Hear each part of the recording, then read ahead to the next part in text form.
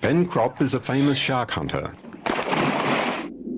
His defence was once a spear between himself and the shark. Now, armed only with a camera, he joins the shark a metre away.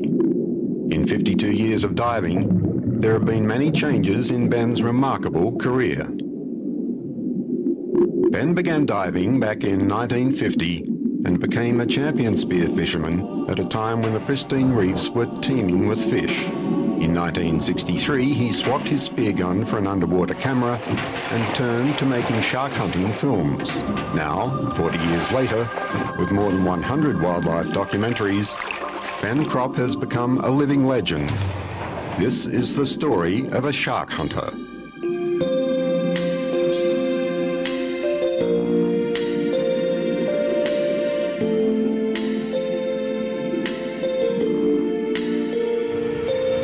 Picturesque Port Douglas has been Ben's home base for the past 23 years. His little mate Tuffy enjoys a daily beach walk.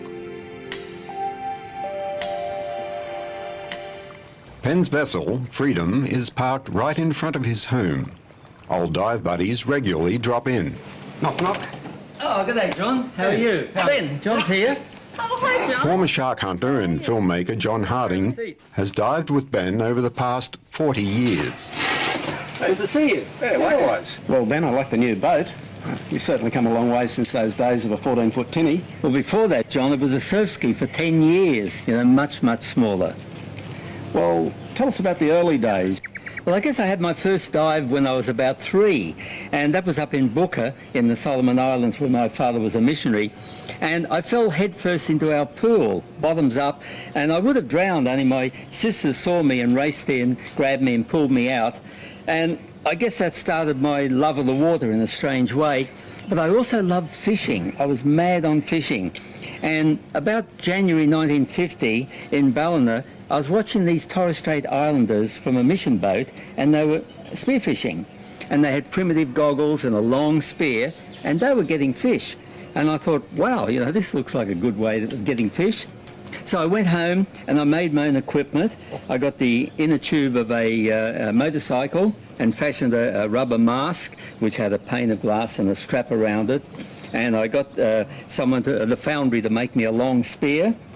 And off I went and started spearfishing. I guess I mucked around for a couple of years, didn't know whether I was any good, just brought home a feed. And then we moved up to Tweed Heads in 1953. And that's when I teamed up with 2 really top divers, Ron Cox and Frank Kirkham, who became Australian champions shortly afterwards. And that year they had the first Australian championship. And I got in the team, and surprisingly, we won. And I went on to win 6 Australian spearfishing titles and represented Australia at the world titles. I wasn't